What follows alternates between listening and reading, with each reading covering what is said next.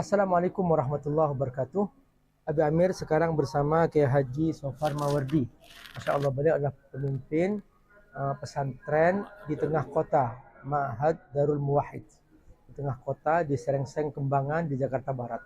Teman-teman profesional, para karyawan yang masih juga berniat ingin belajar, terutama ilmu agama, silakan bergabung di pesantren Darul Muwahhid ini.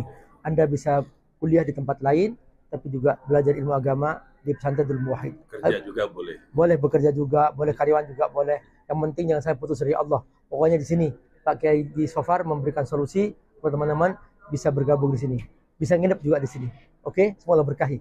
Assalamualaikum warahmatullahi wabarakatuh. Assalamualaikum warahmatullahi wabarakatuh.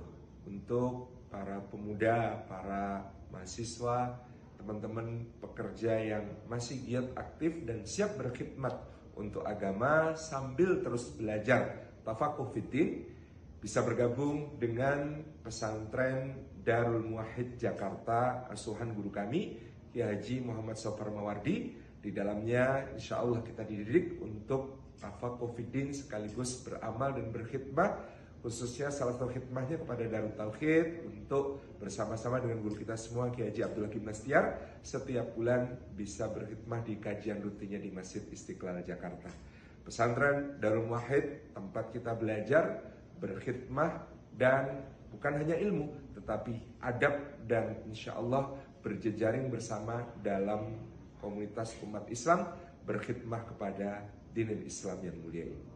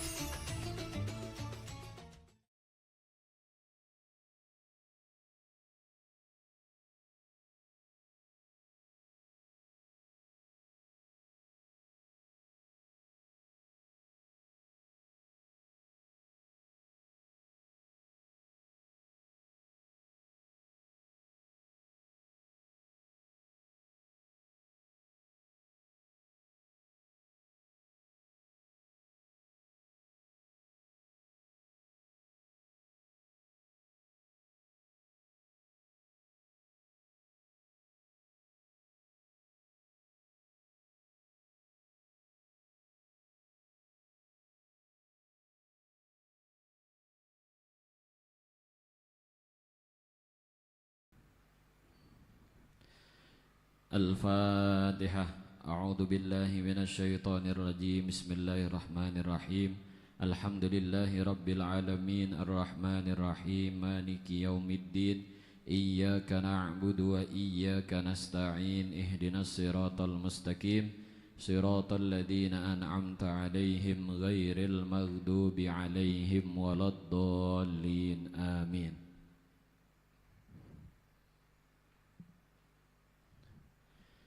Bismillahirrahmanirrahim. Allahumma salli ala Sayyidina Muhammad wa ala ali Sayyidina Muhammad. Rabbana zidna ilma warzuqna fahma. Rabbi syarah li sadri wa yassir li amri wahlul uqdatam min lisani yafqahu qawli. Subhanaka la ilma lana illa ma 'allamtana innaka antal alimul hakim. Nawaitu ta'alluma wa ta'lim wa tadhakkur wa tadhkir wa naf'a wal intifa'a wal ifadata wal istifadah wal hatha 'ala tamassuki bi kitabillahi wa sunnati rasulih wa du'a ilal huda wad dalalata 'alal khairi ibtiha'a wajhillahi wa mardatihi wa qurbihi wa thawabih. Qala al muallif rahimahullahu ta'ala wa nafa'ana Allahu bihi wa bi 'ulumihi fid dharain amin. Sifatul wahdaniyati ma'naha 'adamut ta'addudi. Wa ma'na kaunihi ta'ala wahidan annahu ta'ala ghairu qabilin litta'addudi fahuwa wahidun la thaniya lahu fi dhatihi wa sifatihi wa af'alihi. Sifatul wahdaniyati bermula ini itu sifat wahdaniyah, sifat esanya Allah. Maknaha arti dari al-wahdaniyah adamut ta'addudi. Maknaha bermula makna al-wahdaniyah itu adamut ta'addudi, ketiadaan berbilang. Wa makna kaunihi ta'ala dan bermula makna keberadaan Allah Ta'ala itu wahidan, esa atau satu atau tunggal, annahu ta'ala, sesungguhnya Allah Ta'ala itu ghairu qabilin, itu tidak bisa, tidak menerima, litta'addudi, kepada berbilang. Fahuwa wahidun, maka bermula Allah itu wahidun, esa, la thaniya, tidak ada dua, itu maujud, lahu, untuk Allah, fi dzatihi, di dalam zatnya Allah, wa sifatihi, dan sifat-sifatnya Allah, wa af'alihi, dan perbuatan-perbuatan Allah. Bismillahirrahmanirrahim. Sifatul wahdaniyati, maknaha adamut ta'addudi, wa makna kaunihi ta'ala wahidan annahu ta'ala ghairu qabilin lit ta'addudi, fahuwa wahidun la thaniya lahu fi dzatihi wa sifatihi wa af'alihi. Bismillahirrahmanirrahim.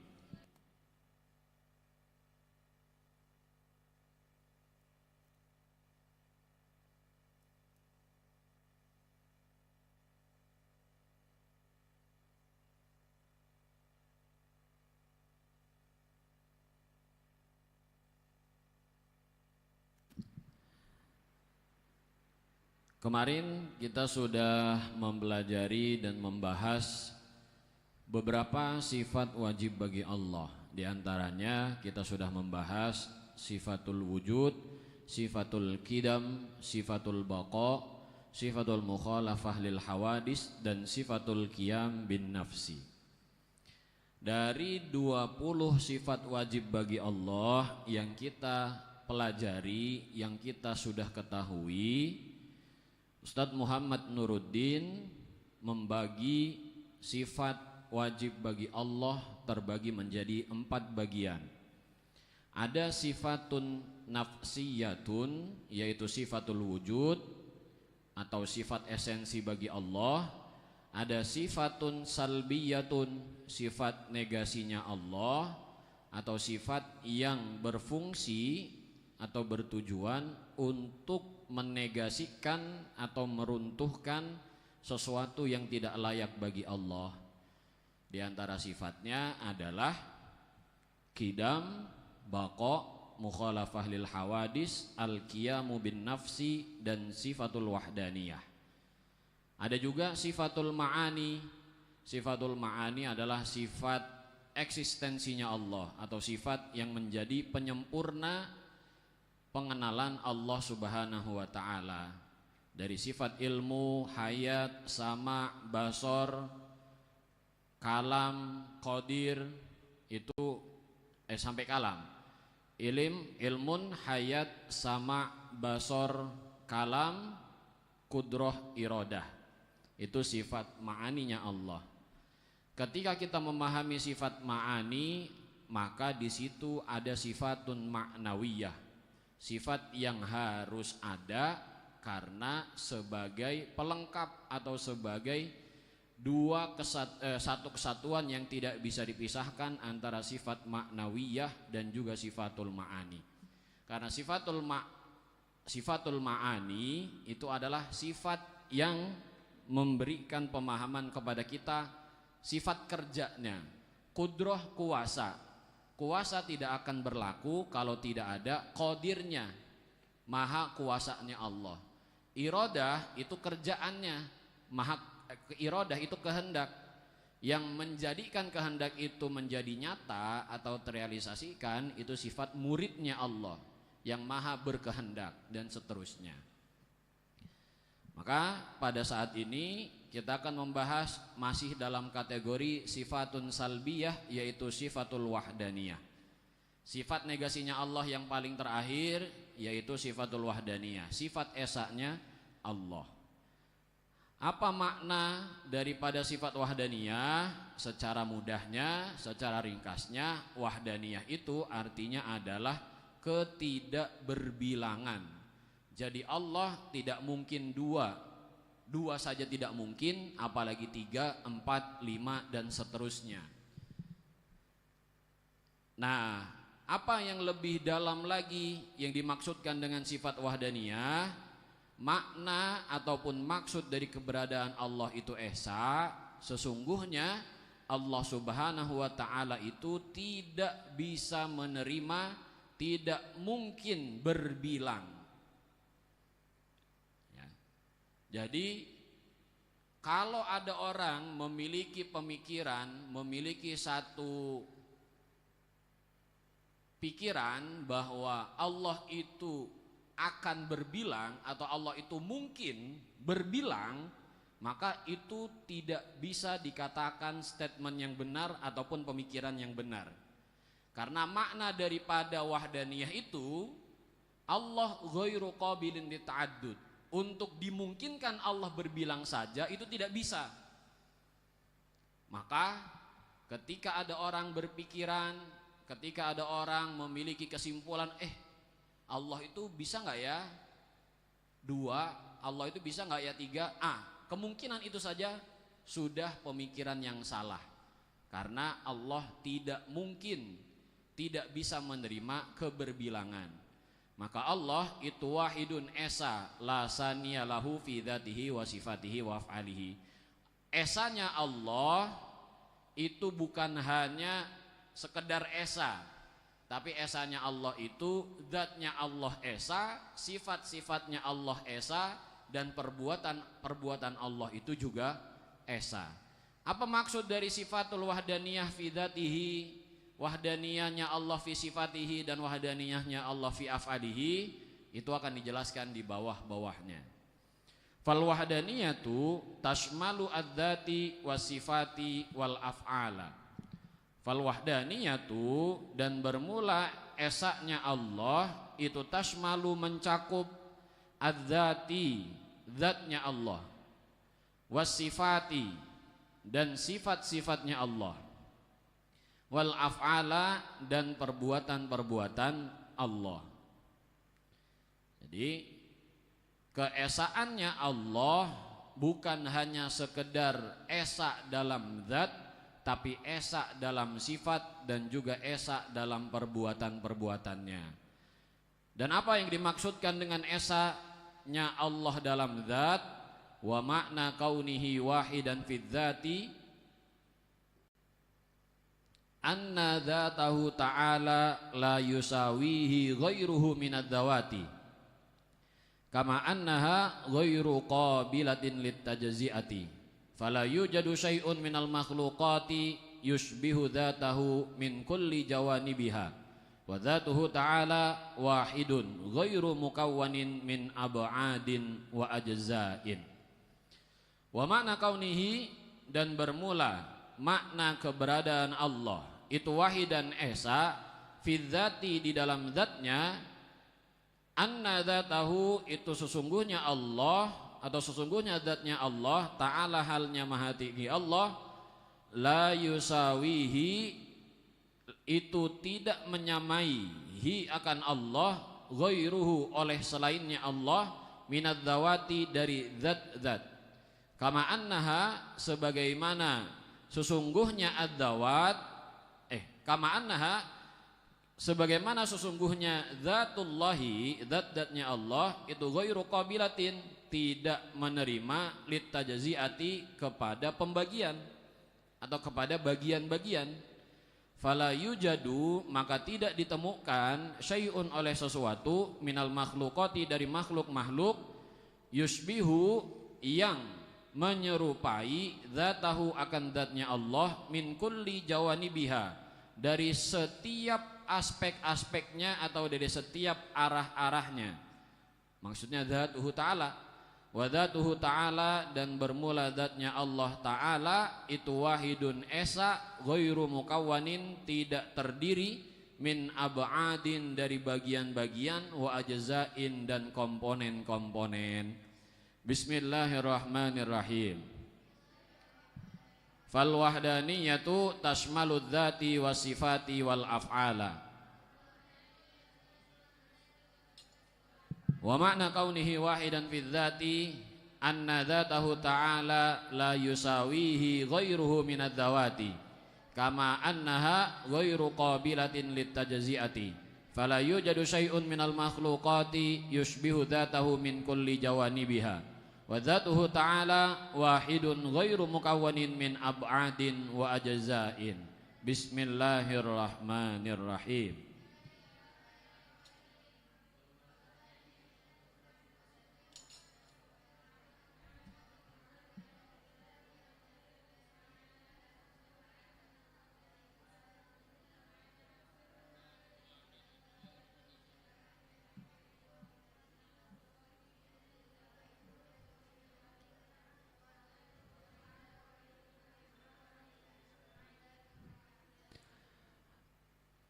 Esanya Allah tadi sudah disebutkan bahwa esanya Allah bukan hanya sekedar esa dalam zat, tapi esa dalam sifat dan juga esa dalam perbuatan.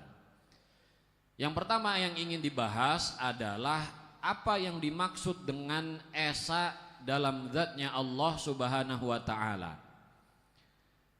Yang dimaksudkan daripada esanya Allah dalam zat itu adalah sesungguhnya zatnya Allah Subhanahu wa ta'ala tidak ada yang menyamainya.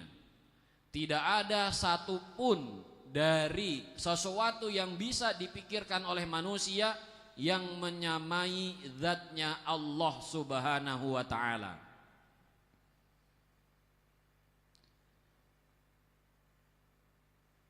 Dan itu sama saja sebagaimana Allah itu tidak mungkin tidak bisa menerima terbagi menjadi bagian-bagian. Maka tidak ada sesuatu pun yang ada di dalam pikiran makhluk yang bisa menyamai, yang bisa menyerupai zatnya Allah dari mana-mana aspeknya atau dari apapun aspeknya. Dari sisi manapun aspeknya, tidak ada zat yang bisa menyamai, bisa menyerupai zatnya Allah Subhanahu wa ta'ala. Dan zatnya Allah itu esa, tidak terdiri dari bagian-bagian dan juga komponen-komponen. Nah, kita sebagai manusia umumnya ketika memandang sesuatu, apapun yang kita lihat itu pasti secara stimulusnya, secara spontanitasnya akan memiliki pemikiran bahwa segala sesuatu itu pasti tersusun dari beberapa komponen ataupun bagian-bagian. Buku, ya kan? Adanya ataupun keberadaan buku ini itu terdiri dari beberapa komponen. Komponennya misalkan ada hardcovernya, ada kertasnya, ada tulisannya, ada printannya, ada apa lagi misalkan, ada staplesnya. Jadi buku ini tidak dikatakan sebagai buku yang sempurna kalau tidak tersusun dari beberapa komponen. Kalau misalkan terpisah-pisah, hardcovernya sendiri, kertasnya sendiri, tulisannya nggak di dalam kertasnya, bisa dikatakan buku nggak? Tidak bisa. HP pun begitu, ya kan? HP ini akan kita katakan sebagai handphone atau smartphone karena ini terdiri dari beberapa komponen. Ada LED-nya, ada screen-nya, ada baterainya, ada apa lagi? Yang paling penting mah ada WhatsApp-nya, ya kan? Yang paling penting ada WhatsApp, Instagram, Facebook, TikTok, YouTube, satu lagi Netflix. Iya. Siapa yang nonton Netflix? Saya. Iya. Iya. Kalau dulu mah belum ada Netflix, sekarang ada Netflix. Iya. Yang paling penting Netflixnya. Yang ketawa berarti suka nonton Netflix. Ya, jadi secara spontanitas akal kita akan berpikir bahwa segala sesuatu yang kita lihat, segala sesuatu yang kita temukan dalam alam semesta ini, dalam dunia ini pasti terdiri dari komponen-komponen. Tidak mungkin dia itu ada, tidak mungkin dia itu menjadi sesuatu kecuali dia itu terdiri dari komponen.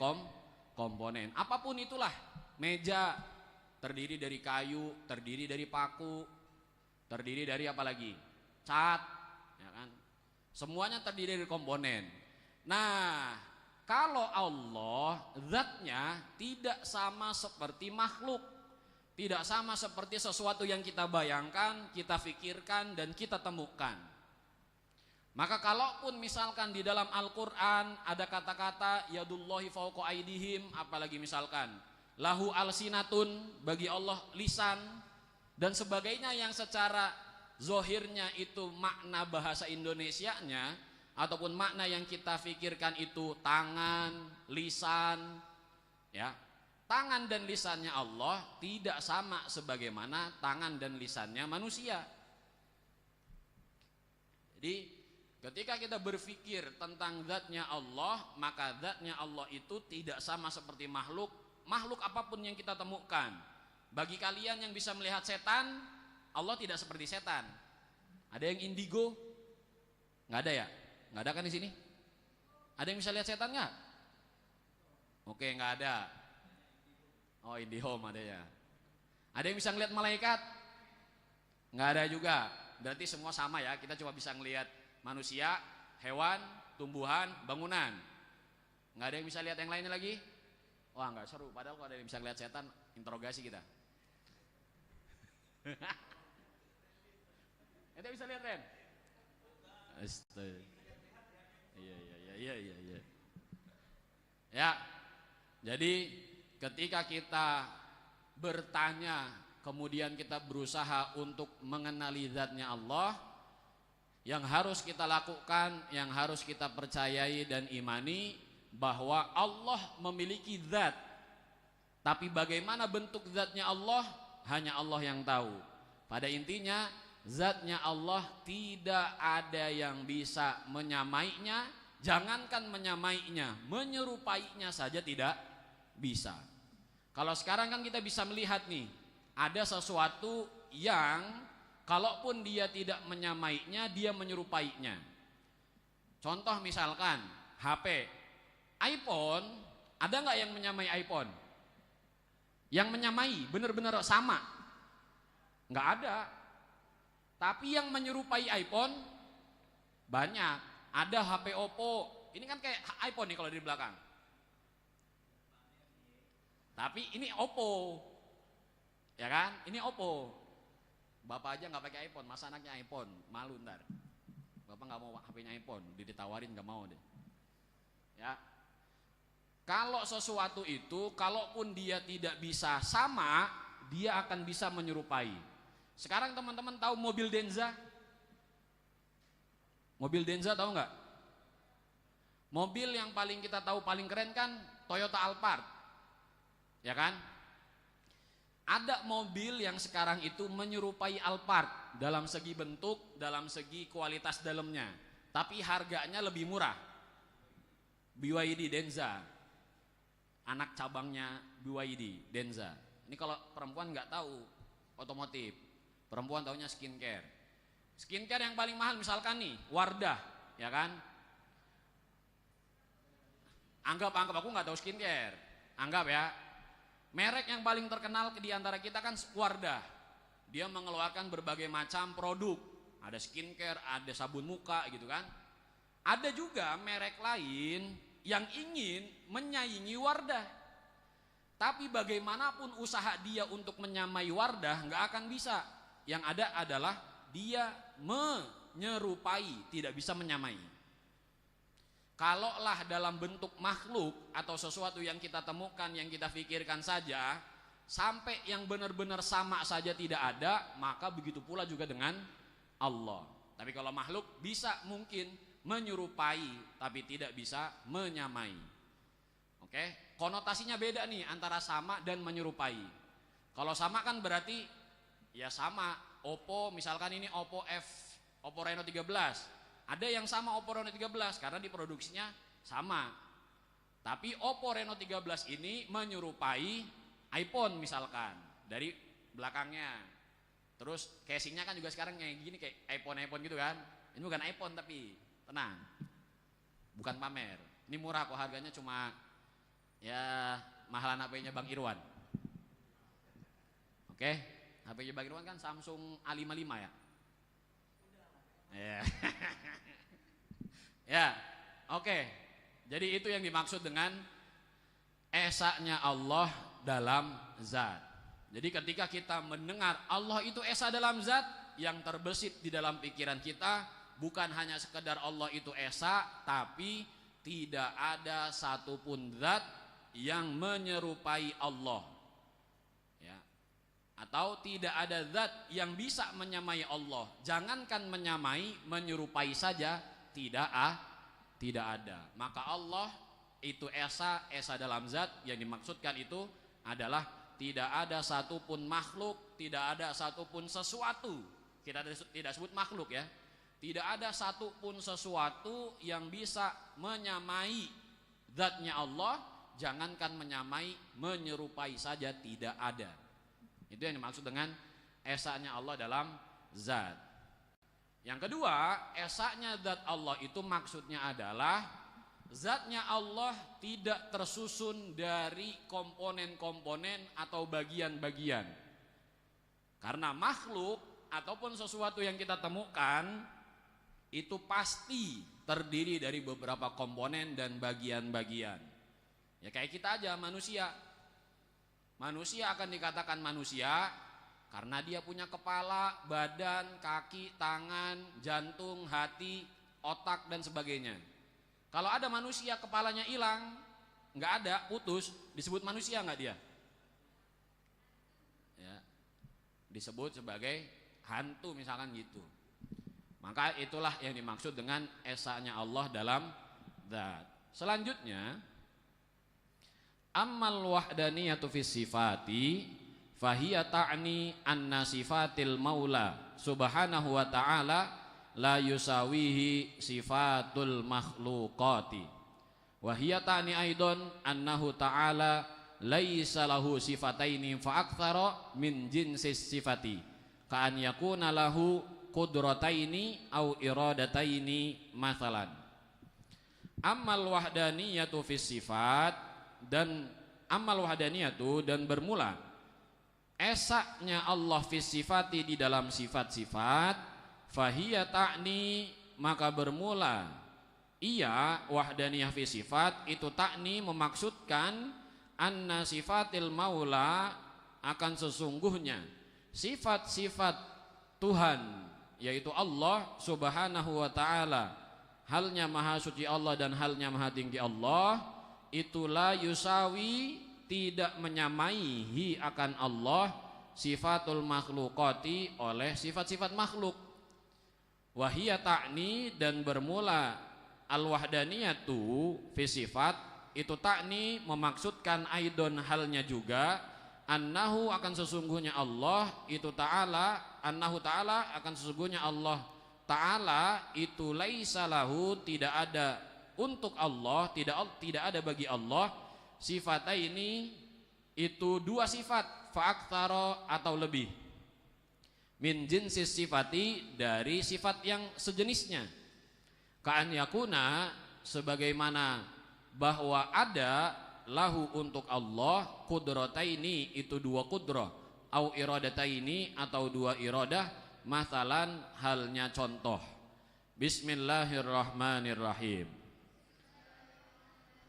Ammal wahdaniyatu fis sifati fahiya ta'ni anna sifatil maula subhanahu wa ta'ala la yusawihi sifatul makhluqati wa hiya ta'ni aidon annahu ta'ala laisa lahu sifataini fa aktsara min jinsis sifati ka'an yakuna lahu qudrataini au iradataini mathalan.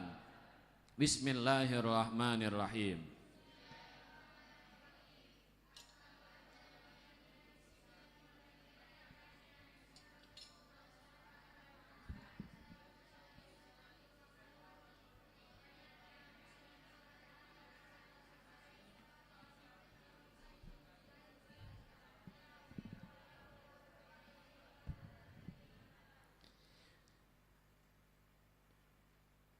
esanya Allah yang kedua, selain esa dalam zat, Allah juga esa dalam sifat-sifatnya.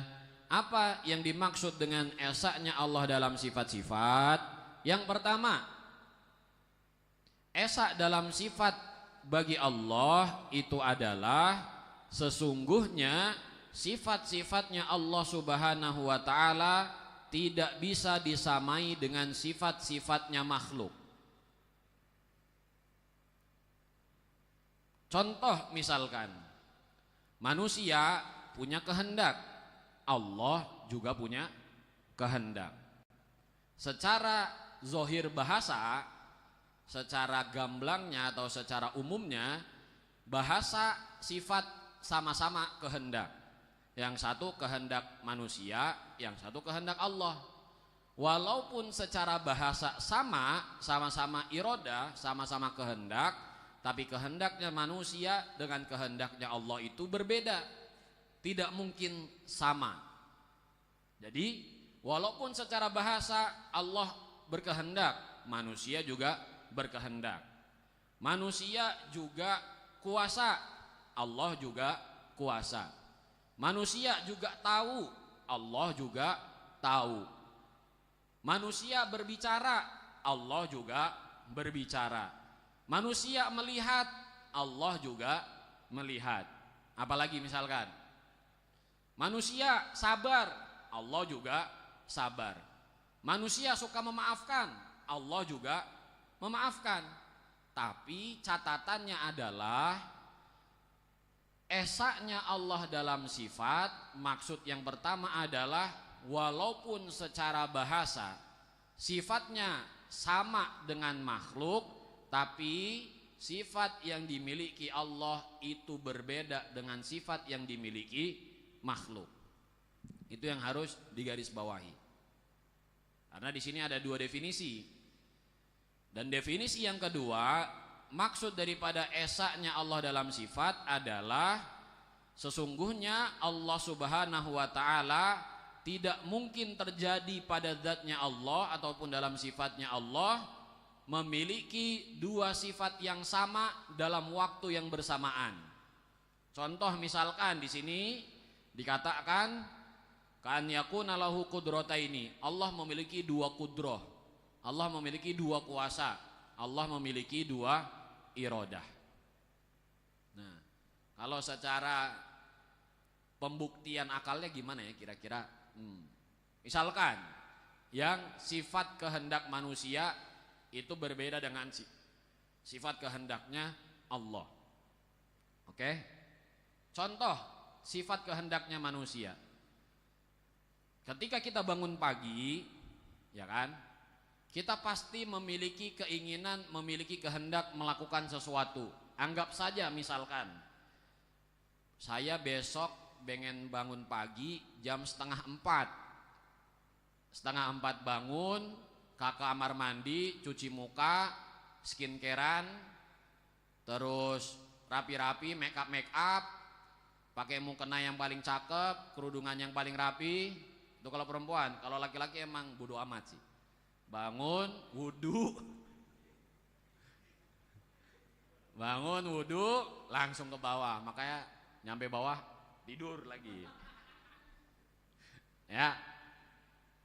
Itu kehendaknya seperti itu. Tapi pada besok harinya apakah kehendak itu akan terjadi? Tergantung.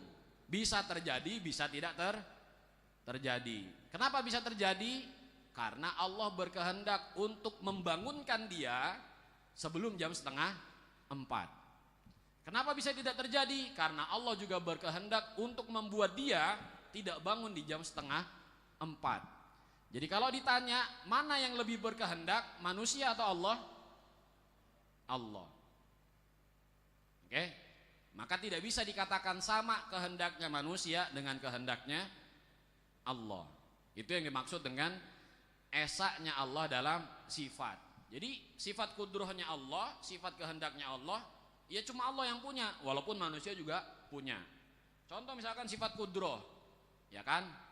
Manusia berkuasa untuk misalkan Manusia berkuasa untuk membuat dirinya sehat, ya kan?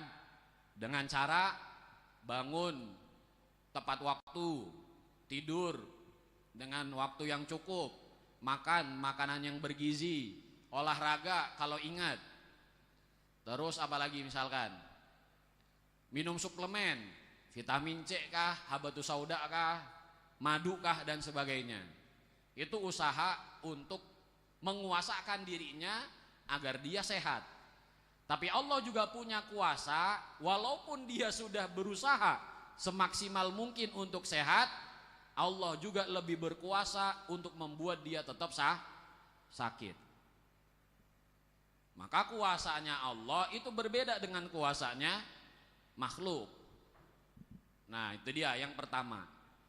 Nah, maksud dari sifat esanya Allah dalam sifat yang kedua adalah Allah tidak mungkin memiliki dua kudroh atau dua irodah yang contoh di sini, ya kan? Contoh misalkan Allah punya dua kudroh dan itu tidak mungkin ya, kan Allah maha kuasa nih, ya kan?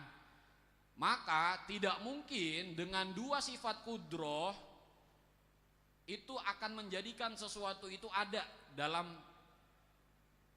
pandangan kita. Kan kuasa itu, kuasanya Allah atau kuasanya Tuhan kan pasti sangat besar, udah yang paling maksimal tingginya lah. Kita nggak bisa memahaminya secara detail, tapi kita bisa memahami bahwa kuasa Tuhan itu udah yang paling tinggi. Tapi andai kata kalau Allah itu memiliki dua kudroh, sama-sama berkuasa nih, ya manusia aja kalau sama-sama tinggi kuasanya, ketika berdebat, ketika bermusyawarah, egonya akan bermain. Saya nggak mau kalah, saya mau menguatkan pendapat saya dan dilaksanakan. Maka tidak mungkin Tuhan itu memiliki dua sifat kudroh. Karena kalau dia punya dua sifat kudroh, yang satu sifat kudrohnya pengen membuat Rama ganteng, yang satu sifat kudrohnya pengen membuat Rama jelek. Itu sesuatu yang mustahil. Pilihannya Rama ganteng atau jelek. Jadi nggak ada pilihan, biasa aja nggak ada. Pilihannya antara ganteng atau jelek. Jadi nggak ada pilihan lumayan atau biasa, nggak ada. Pilihannya antara ganteng atau jelek. Ya. Sifat irodahnya misalkan, kalau Allah punya dua irodah, berarti Allah bisa membuat kehendak. Misalkan Allah berkehendak untuk membuat satu orang makhluk atau satu orang manusia, gendernya dua, bisa laki-laki bisa perempuan dalam satu tubuh yang sama, ya kan? Dan itu memang terjadi, ada beberapa kejadian. Tapi kan itu kecil kemungkinannya dari sekian juta manusia yang telah diciptakan oleh Allah. Tapi kalau misalkan Allah itu irodahnya seperti itu, ya akan lebih banyak lagi kita temukan. Maka itu tidak mungkin terjadi bagi Allah. Atau kalaupun kita tidak berbicara tentang Allah, berbicara tentang Tuhan. Tuhan tidak mungkin seperti itu. Oke, jadi itu yang dimaksud dengan esanya Allah dalam sifat. Baik maksudnya adalah esa dalam sifat, tidak ada makhluk yang menyamai sifatnya Allah atau sifatnya Tuhan, ataupun Tuhan tidak mungkin memiliki dua sifat yang sama dalam satu zat. Pertanyaannya adalah, ya, apa perbedaan zat dan apa perbedaan sifat? Zat dan sifat itu sama atau beda? Zat dan sifat itu satu hal yang berbeda atau satu hal yang sama? Beda. Misalkan ada orang, ya kan, namanya Islah. Islah itu zat. Zat itu pasti memiliki sifat. Sifat itu bagian daripada zat. Bisa dipahami? Jadi zat itu kalau dalam ilmu mantik itu apa ya? Jinsun am. Seingatku jinsun am, jenisnya. Karena ada nau di bawahnya. Al insanu hayawanun natik. Jenisnya insan itu hewan. Naunya natik. Itu kalau kita belajar mantik. Asik. Ya hanu dulu, sok bisa mantik. Padahal cuma taunya al-insanu hayawanun natik, sisanya nggak ada yang tahu, nggak ada yang hafal. Ya, jadi tadi berbicara apa kan, jadi lupa kan? Oh, zat itu memiliki sifat, sifat adalah bagian daripada zat. Islah itu adalah zat. Islah memiliki sifat, misalkan terima nggak terima, dan itu sudah sering kita kasih contoh. Islah itu pintar, islah itu ganteng, islah itu hebat, tapi gendut, gitu kan? Itu kan sifat bagi zatnya islah. Nah, sifat itu bagian daripada zatnya islah. Maka antara zat dan sifat itu suatu hal yang tidak bisa terpisah. Karena itu sudah menjadi bagian daripada zat itu sendiri. Maka kalau misalkan ada orang yang mengatakan, oh, Allah itu memiliki sifat 20, berarti zat Allah 20 dong. Ah, itu salah. Oke? Kan tadi kita lagi membahas, memahami Allah itu esa dalam sifat, Allah itu esa dalam zat. Nah, kita juga lagi mempelajari sifat-sifat Allah itu ada 20 yang disepakati oleh para ulama.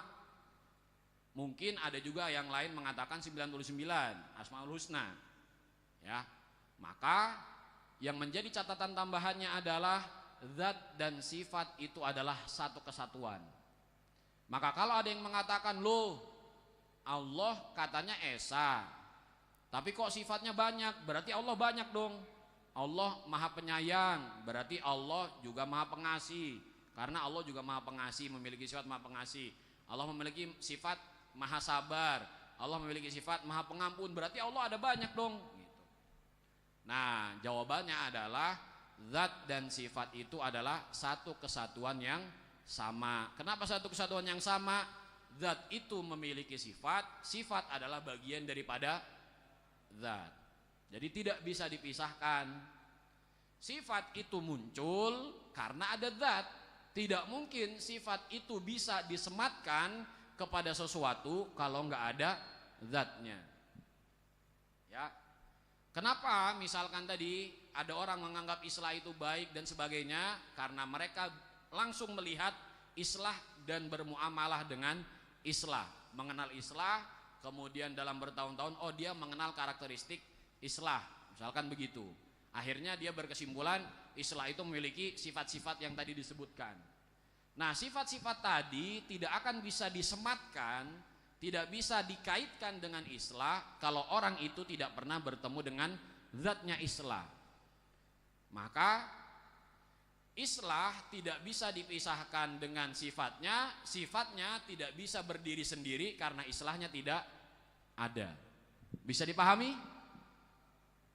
Jawabannya tidak keras, berarti tidak paham.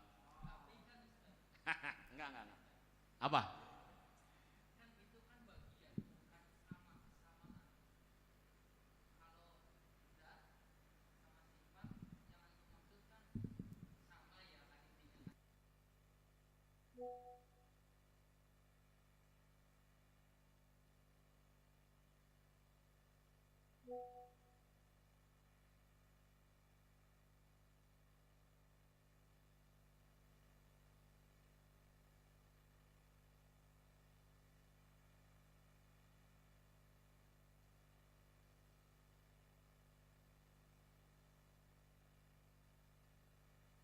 Kenapa?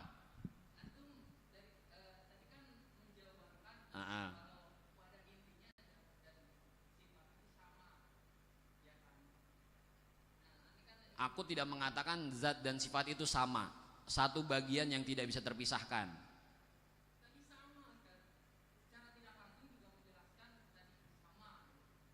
Tadi aku bilang sama. Karena aku tidak mengatakan sama, aku mengatakan satu bagian yang tidak bisa terpisahkan. Karena ketika kita, kan tadi karena ini aku lagi sedang menjelaskan, ada orang yang berpikir, karena aku dapatnya dari buku ini. Oke.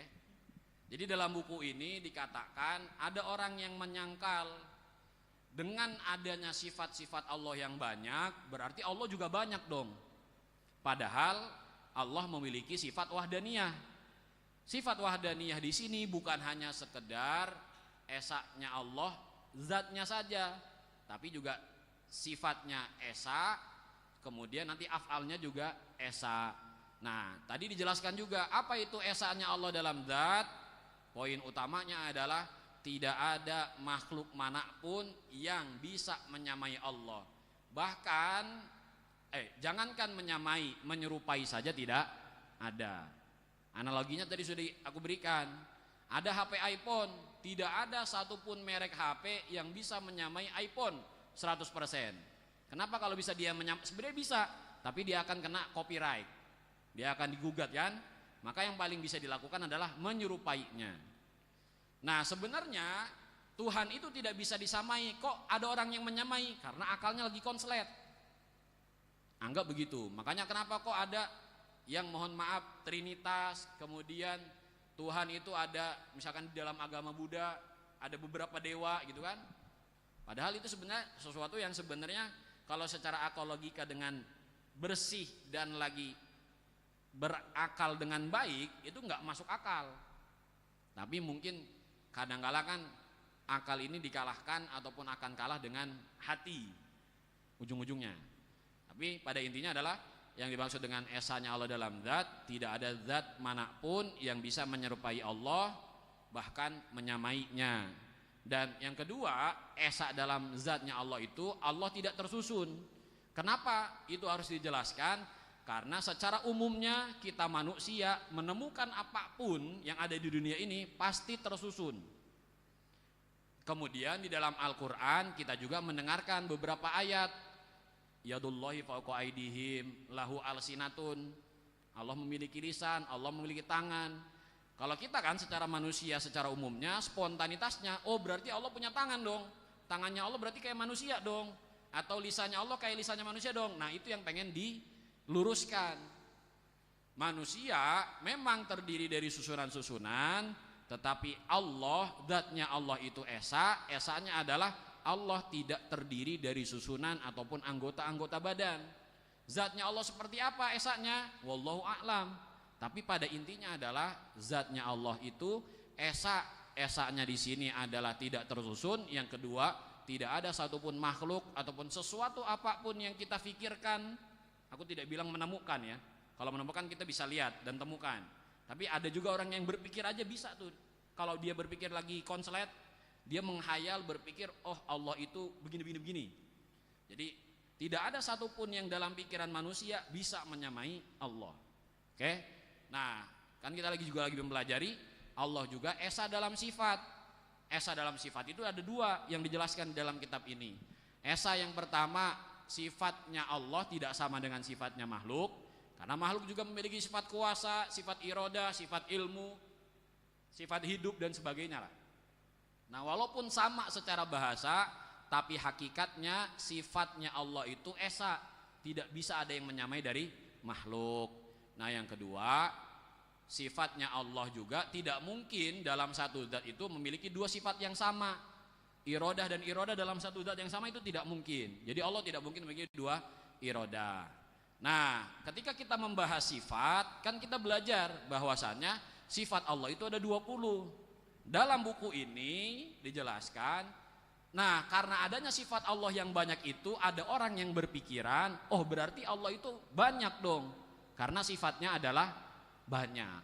Maka cara jawabnya seperti tadi, zat dan sifat itu adalah sesuatu yang sama. Jadi aku sebut gitu ya, gitu ya. Maksud sama di sini, berarti penjelasan lebih dalamnya begini.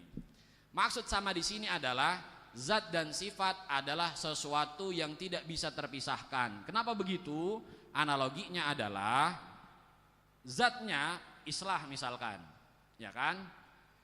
Islah memiliki sifat, misalkan tadi pintar, ganteng, gendut. Ya, jangan yang baik-baiknya aja, ntar pada nggak terima. Gendut misalkan. Ya. Oke? Nah, kenapa Islah memiliki sifat?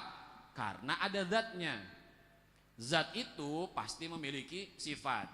Kenapa akhirnya muncul sifat? Karena kita mengenal orang tersebut, mengenal zat tersebut, bermuamalah dengan zat tersebut. Ya kan?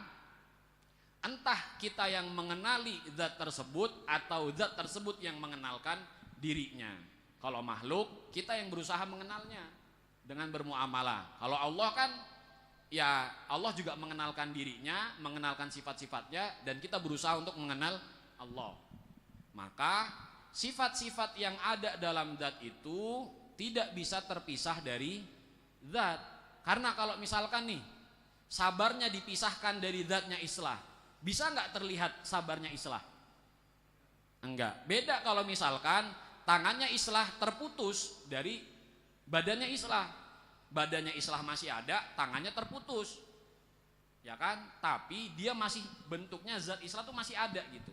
Walaupun tangannya tidak ada, karena tangan ini bagian daripada susunan-susunan zatnya islah. Tapi kalau sifat, kalaupun dia terpisahkan, dia nggak bisa kelihatan. Nggak bisa kita melihat secara zohir, secara tampak dan realitas sifat itu seperti apa. Maka maksud sama di sini adalah zat dan sifat tidak bisa terpisahkan. Zat itu adalah jenis utamanya yang menaungi sifat-sifatnya tadi. Maka zat dan sifat itu hal yang sama, suatu hal yang sama, maksudnya sesuatu yang tidak bisa terpisahkan. Jadi walaupun Allah memiliki banyak sifat, tapi zatnya Allah tetap satu. Maksudnya begitu. Oke, jadi kita luruskan istilah yang kita gunakan. Maka emang berbahayanya ilmu akidah ketika berbicara lagi ilmu akidah begini. Satu kata yang keluar dari muallim, dari guru yang mengajarkan, itu bisa membuat mindset yang mendengarkan itu berbeda. Biar seru. Oke, boleh. Kurang ajar sendiri. Oke? Tapi memang begitu. Ya, ilmu akidah karena kemahasempurnaan Allah, kemahabesaran Allah, ada satu fase atau ada satu titik di mana kata-kata dan bahasa manusia tidak bisa mendeskripsikan Allah.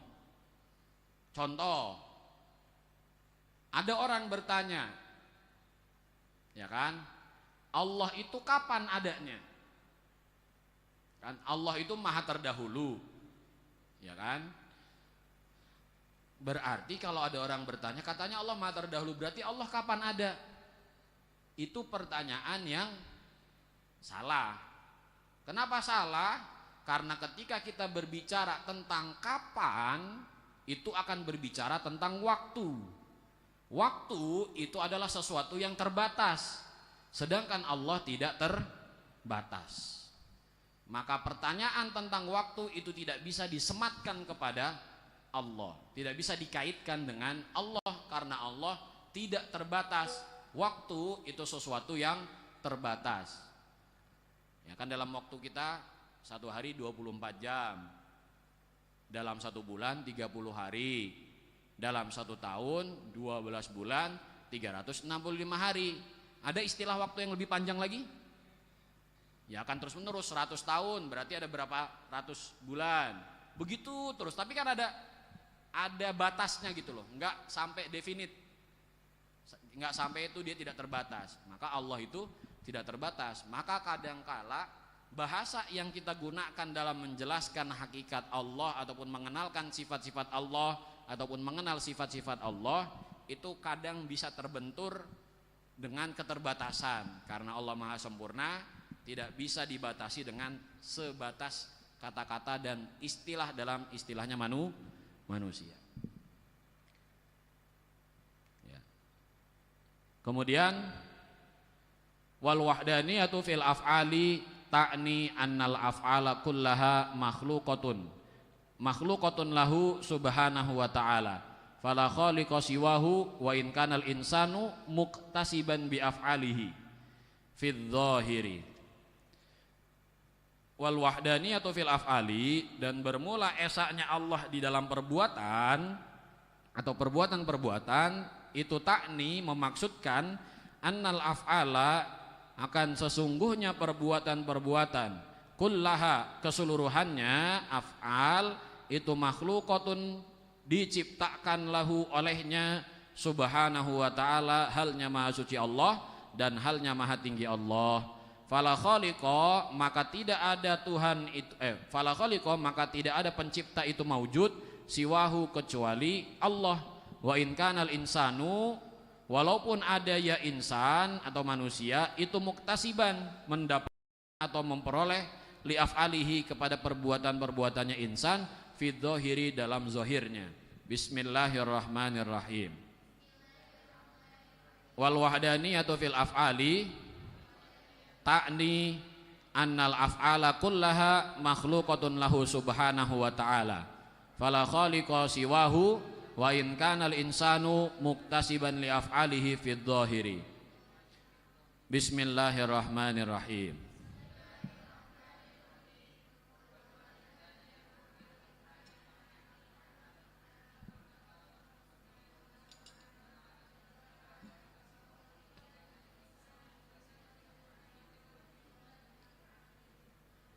Yang terakhir dari penjelasan dan definisi dari wahdaniyahnya Allah dalam af'al selain zat dan sifat, yaitu maksudnya adalah seluruh perbuatan-perbuatan yang kita lihat, yang kita temukan itu semuanya diciptakan oleh Allah Subhanahu wa ta'ala.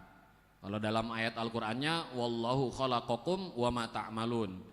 Dan dialah Allah yang menciptakan kamu sekalian dan menciptakan apa yang kamu kerjakan. Maka pada hakikatnya semua yang dilakukan oleh makhluk, mau manusia, malaikat, setan, alam semesta, itu semuanya diciptakan oleh Allah Subhanahu wa ta'ala. Kenapa? Karena tidak ada pencipta kecuali Allah Subhanahu wa ta'ala. Walaupun ada manusia, dia bisa melakukan sesuatu atas dirinya sendiri, untuk dirinya sendiri. Manusia bisa membaca, bisa paham. Manusia bisa lari, bisa berjalan. Manusia bisa naik motor, bisa naik mobil. Semuanya itu adalah usaha dari manusia itu sendiri. Dia berusaha untuk belajar, dia berusaha untuk paham, dia berusaha untuk berjalan, dia berusaha untuk berlari, dia berusaha untuk naik motor, dia berusaha untuk membawa mobil, menyetir mobil. Tapi secara hakikat semua itu atas perbuatan Allah Subhanahu wa ta'ala. Nah, nanti wahdaniyah itu membawahi kudrah, iradah dan ilmunya Allah. Manusia bisa melakukan sesuatu karena Allah sudah mengetahui dia akan berbuat itu. Dia bisa berbuat karena kudrahnya Allah, karena iradahnya Allah. Jadi semua yang kita temukan di alam semesta ini, dalam kehidupan ini, semuanya sudah diciptakan oleh Allah berdasarkan sifat ilmunya Allah, berdasarkan sifat iradahnya Allah, dan berdasarkan sifat kudrahnya Allah Subhanahu wa ta'ala. Wal wahdaniyatu thabitatun bil akli, dan bermula sifat esa Allah itu tetap dengan akal atau bisa dibuktikan dengan akal. Li'annahu law lam yakun wahidan lamma wujida syai'un minal alami liluzumi ajzihi hina idzin wa huwa muhalun. Wal wahdaniyatu tsabitatun bil akli, wal wahdaniyatu dan bermula sifat esa Allah itu tsabitatun tetap bil akli dengan akal. Li'annahu karena sesungguhnya al madkur itu laulam yakun, kalau tidak ada ya Allah itu wahidan esa, lamma wujida syai'un fil alami, lamma wujida tidak ditemukan syai'un oleh sesuatu minal alami dari alam, liluzumi ajzihi karena keharusan dari kelemahannya Allah hina idzin ketika itu, wa huwa muhalun, dan bermula ajzuhu kelemahan Allah itu muhal, mustahil. Bismillahirrahmanirrahim. Wal wahdaniyatu tsabitatun bil aqli, li'annahu law lam yakun wahidan lamma wujida syai'un minal alami liluzumi ajzihi hina idin wa huwa muhalun. Bismillahirrahmanirrahim.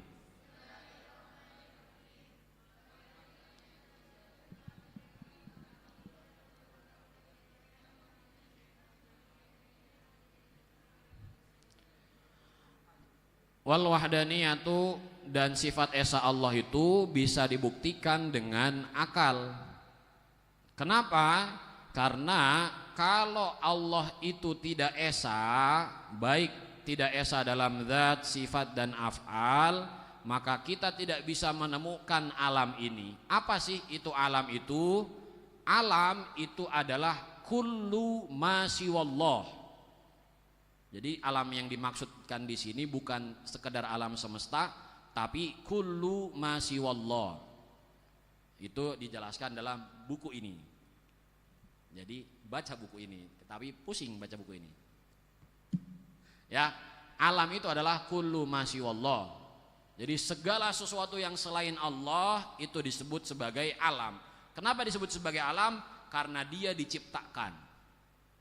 Ya, semua sesuatu selain Allah itu diciptakan. Siapa penciptanya? Tentu Sang Pencipta. Sang Pencipta dalam Islam itu adalah Allah. Maka kalau Allah tidak esa, ketika itu akan tidak bisa ditemukan alam semesta ini atau alam ini. Maka ketika tidak ditemukan alam ini, akan menghadirkan atau akan mengharuskan kelemahannya Allah, sedangkan lemah bagi Allah itu mustahil. Lemah bagi Tuhan itu mustahil. Maka karena lemah itu tidak mungkin, berarti berbilang at-ta'addud bagi Tuhan itu juga tidak mungkin, dan itu terbuktikan dengan akal. Ya kan? Andai kata dalam kehidupan manusia aja, kalau kita punya, misalkan contoh akulah ketika ketua IKPM. Ketua IKPM ada 3. Ketika musyawarah menentukan suatu perkara, ya harus musyawarah dulu nih 3 dulu. Kalau semuanya udah oke, kalaupun 3-3-nya nggak oke, harus ada yang mengalah, gitu kan? Kalau mengalah kan berarti lemah dong. Kalau bagi Tuhan ya, kalau dalam manusia itu harus.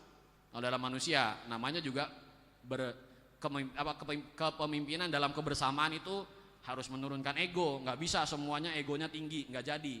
Tapi kalau Tuhan, misalkan tadi ada 3, kemudian ada yang mengalah, berarti Tuhannya lemah, nggak bisa menguatkan argumentasinya gitu. Maka ketika Tuhan itu lemah, itu sesuatu yang mustahil. Maka ketika Tuhan itu lemah, menafikan Tuhan itu esa. Karena kalau ada 2 Tuhan, salah satunya pasti lemah. Karena ketika ingin menentukan sesuatu, tadi dalam af'al misalkan, berarti ada 1 Tuhan yang lemah. Sedangkan Tuhan itu tidak mungkin lemah, tidak boleh dikenal sebagai suatu zat yang lemah. Itu secara akalnya bisa dibuktikan. Dan tentunya dalil akal ataupun pembuktian akal itu dikuatkan dengan dalil nakli, dalil wahyu. Wal Qur'anu atsbataha fi ayatin katsiratin minha qauluhu ta'ala fi suratil ikhlasi. Wal Qur'an, dan bermula Al-Qur'an itu atsbata, menetapkan akan wahdaniyahnya Allah fi ayatin, di dalam ayat-ayat katsiratin yang banyak. Minha, diantaranya, diantara al-ayat qauluhu ta'ala, bermula firmannya Allah Ta'ala fi suratil ikhlasi, di dalam surat Al-Ikhlas. Qul, katakanlah olehmu, huwa, bermula ia, Allahu, Allah itu ahadun, ahad, esa. Allahu, bermula Allah itu as-somadu, zat yang maha digantungkan atau menjadi tempat bergantung.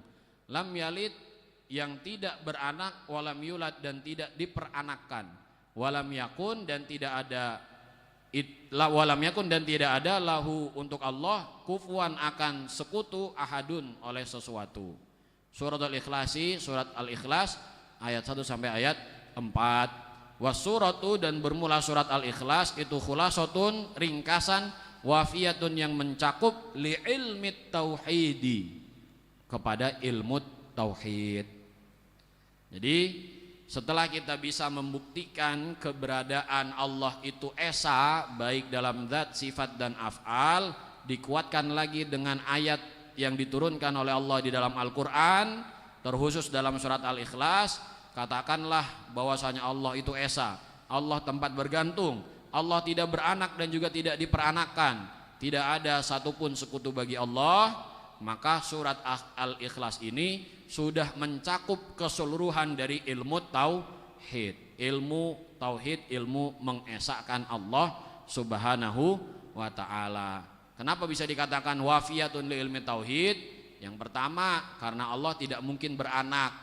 Ya berarti kan Allah itu ya udah begitu aja dari dulu sampai nanti, itu ya akan esa, nggak punya anak dan tidak mungkin juga diberi anak gitu.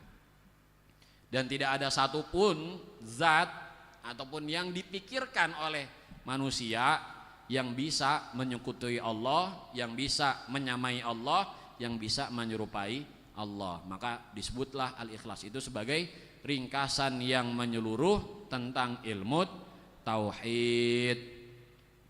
Baik. Nah, tadi alhamdulillah, alhamdulillahi rabbil alamin.